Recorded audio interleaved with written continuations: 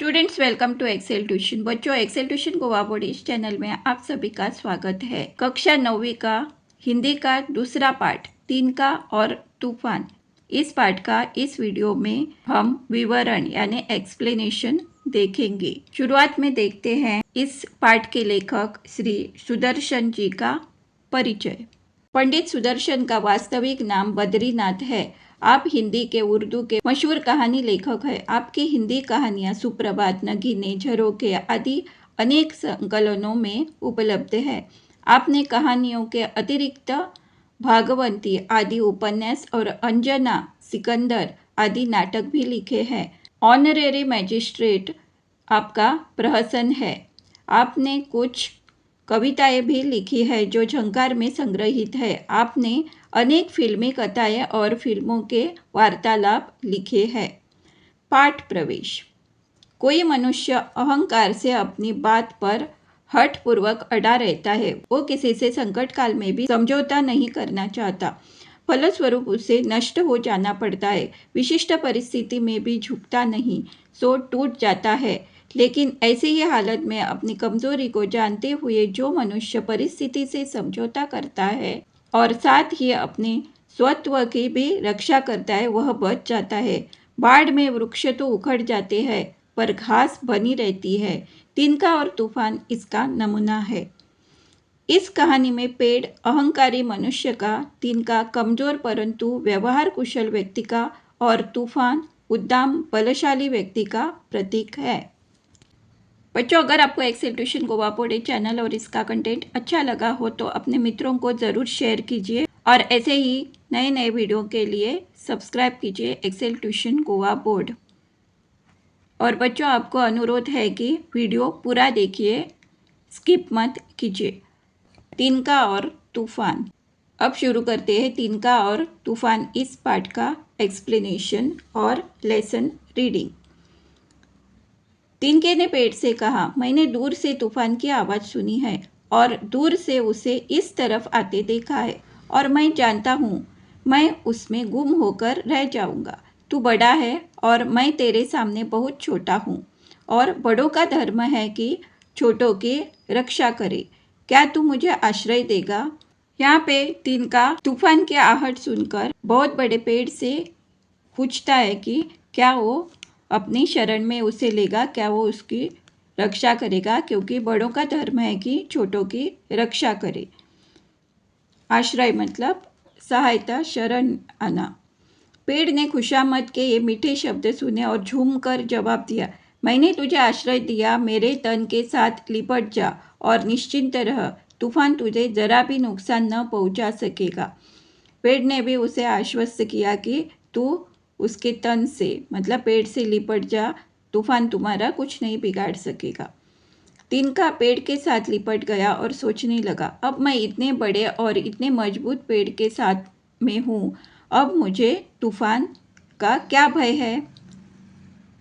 अभी तिनके के साथ इतना बड़ा पेड़ है तो उसको डरने की कोई बात नहीं है, ऐसे तिनका सोचता है।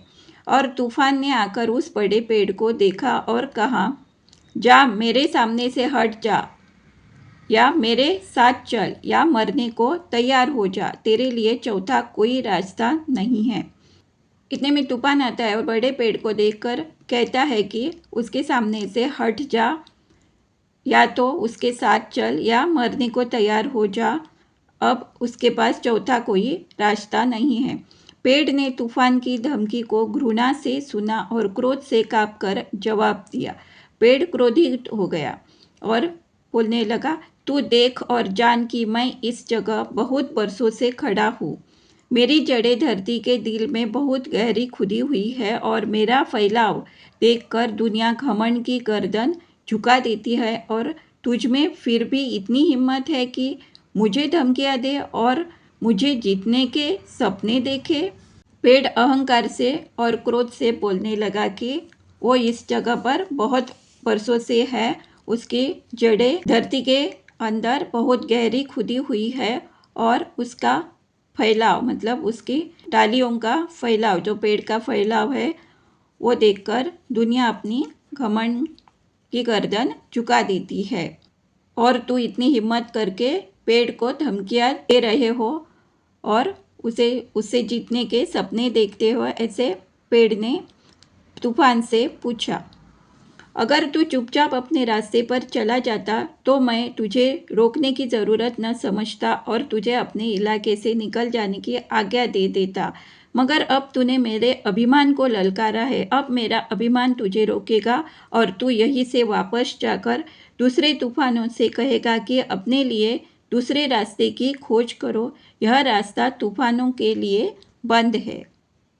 पेड़ कहता है कि तू चुपचाप अपने रास्ते चला जाता तो मैं तुझे रोकने की ज़रूरत नहीं समझता, मगर अब तूने मेरे अभिमान को ललकारा है, मतलब पेड़ के अभिमान को ललकारा है। वह तूफान को धमकियाँ देने की हिम्मत न करने के लिए कहता है। वह कहता है कि उसका अभिमान तूफान को रोकेगा। अपने लिए दूसरे रास्ते की खोज करो, यह रास्ता तूफानों के लिए बंद है। ऐसे जाके दूसरे तूफानों को कह दो, ऐसे पेड़ तूफान को कहता है। सारी रात तूफान और पेड़ की लड़ाई होती रही। सारी रात तिनका डरता कांपता थरथराता रहा और मन में मनौतियाँ मनाता रहा कि पेड़ जीत जाए और तूफान हार जाए। सारी रात तूफान और पेड़ की लड़ाई चलती रही। तिनका बेचारा डरता कांपता थरथराता रहा और मन ही मन में प्रार्थना करता रहा कि तूफान हार जाए और पेड़ जीत जाए। मगर जब रात बीत गई और दिन की रोशनी जमीन पर फैली तो तिनके ने देखा कि उसकी प्रार्थना स्वीकार नहीं हुई। मगर जब सुबह हुई तो तिनके ने देखा कि उसकी प्रार्थना स्वीकार नहीं हुई। पेड़ अपने गहरा और फैलाव के साथ जमीन की मिट्टी पर पड़ा था और तूफान सामने खड़ा गरजता था और कहता था, जरा उसका हाल देखो, जो अपने आप को बड़ा कहता था, जिसकी जड़ें धरती के दिल में गहरी गड़ी थी, जिसका फैलाव देखकर दुनिया अपने मन की गर्दन झुका देती थी। अब सुबह जब तिनके ने देखा तो पेड़ अपने गहराव और फैलाव मतलब बड़प्पन के साथ जमीन की मिट्टी पर गिरा पड़ा था और तूफान सामने खड़ा गरजता था और पेड़ को कह रहा था कि अब तुम अपना जरा हाल देखो। दुर्भाग्यवश उसका घमंड चूर चूर हो गया और वो धाराशायी हो गया और जमीन पर गिर गया। इसके बाद तूफान ने तिनके की तरफ देखा और कहा, तू तिनका है, मैं तूफान हूँ। मुझे तुमको धमकियाँ देना अच्छा नहीं मालूम होता। न मैं तुझ पर जबरदस्ती करना चाहता हूँ क्योंकि तू मेरे सामने तुच्छ और छोटा है। अब तूफान तिनके को बोलने लगा कि तू उसके सामने तुच्छ है, मतलब छोटा है और वो उसके साथ कोई जबरदस्ती नहीं करना चाहता। मैं तुझसे सिर्फ यह पूछता हूँ कि तेरा इरादा क्या है। अगर तू इस लाश के साथ लिपटा रहेगा तो तेरी जगह चूल्हे की आग में होगी। अगर मेरा साथ देगा तो तेरी जगह आसमान की ऊंचाई में होगी। अगर तू लाश के साथ लिपटा रहा, मतलब इस पेड़ के साथ रहा, तो तुमको काटकर चूल्हे में डाल दिया जाएगा और तुम जल जाओगे। अगर तुम तूफान का साथ दोगे तो आसमान की ऊंचाइयों में होगे। तिनके ने जवाब दिया, मैं जानता हूँ तू मुझे मार डालेगा, मगर मुझ में हिम्मत नहीं कि तेरी ताकत के सामने खड़ा हो सकूं। और मैंने यह देख लिया है कि जो तेरे सामने खड़ा होता है वह मिट जाता है। यह कहकर तिनके ने अपने आप को पेड़ से अलग किया और तूफान के पाँव में झुक गया, मतलब तूफान को शरण आ गया। और दूसरे ही क्षण वह आकाश में उड़ रहा था। जमीन उसके नीचे थी और बड़े बड़े भवन और ऊंचे ऊंचे मीनार उसके नीचे थे। तिनका बहुत ही ऊपर और दूर आकाश में उड़ रहा था और नीचे बड़े बड़े भवन और ऊंचे ऊंचे मीनार उसके नीचे थे। और तिनके ने देखा कि वह अब भी मरा नहीं बल्कि जीता जागता है। उसने अनुभव किया कि अब वह तिनका नहीं, तूफान का एक भाग है और तूफान उसके बिना अधूरा है और तूफान की ताकत उसके बिना छोटी है। तूफान ने तिनके के मन की बात भाप ली और कहा, अपने आप को धोखा न दे। मैं चाहूँ तो तुझे जमीन पर पटका सकता हूँ और तुझे खोकर मेरी शक्ति में जरा भी कमी न आएगी। लेकिन अब तिनका अपने आप को समझ चुका था। उसने मुस्कुराकर कहा, मैं पेड़ नहीं, पेड़ की बढ़ाई उसकी कमजोरी है। मैं तिनका हूँ, मेरी कमज़ोरी मेरी बड़ाई है और मैं उड़ना चाहता हूँ और मैं उड़ रहा हूँ। तेरी सत्ता में यह साहस नहीं कि जीते जी मुझसे मेरी उड़ान छीन सके। तिनका तूफान से कहता है कि उसमें इतना साहस नहीं कि वो उसके उड़ान छीन सके। तूफान ने तिनके पर अपने क्रोध की सारी शक्ति खर्च कर दी, मगर वह तिनके को जमीन पर न गिरा सका। तिनका मुस्कुराता रहा और तूफान के तेवरों के साथ खेलता रहा। अपने आप को तूफान का भाग समझता रहा। मतलब तिनके ने अपने आप को तूफान का भाग ही समझ लिया और वो खेलता रहा। तूफान थक गया, हार गया, रह गया। तब उसने समझा कि उसकी शक्ति तिनके के सामने बेकार है और वह सोचता था कि जो पेड़ को गिरा सकता है वह तिनके को क्यों नहीं गिरा सकता। क्या तिनका पेड़ से भी बड़ा है? ये इसकी गलत फहमी थी कि अगर वो पेड़ को गिरा सकता है तो वो तिनके को भी हरा सकता है। ये तूफान की गलत फहमी थी। इसी समय तूफान ने देखा कि तिनका जमीन की तरफ जा रहा है। तूफान ने खुशी की किलकारी मारी और कहा, तिनके, मैंने तुझे गिरा दिया। मगर दूसरे ही क्षण तूफान को ऐसा मालूम हुआ कि वह आप भी बदल रहा है और उसकी जवानी समाप्त हो रही है। उस पर उसका बुढ़ापा आ रहा है। मतलब अब तूफान की शक्ति, मतलब तूफान का असर कम होने लगा है। जब तक तिनका जमीन पर गिरे तूफान का बुढ़ापा भी समाप्त हो चुका था। मतलब तूफान समाप्त हो चुका था। बच्चों, तिनका और तूफान इस पार्ट के क्वेश्चन आंसर यानी सवाल और जवाब का वीडियो ऑलरेडी अपलोड किया है।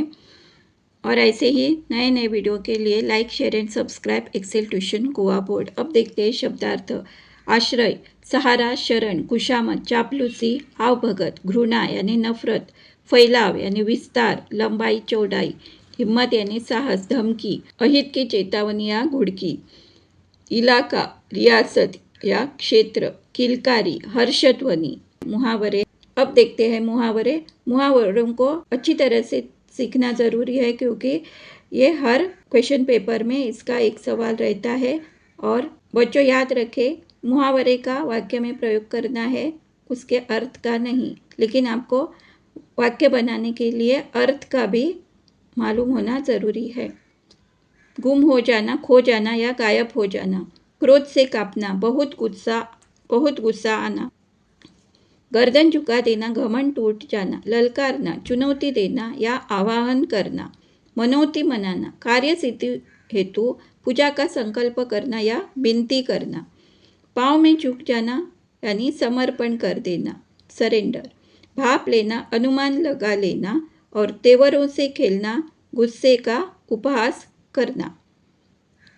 वीडियो पूरा देखने के लिए धन्यवाद। Thanks for watching.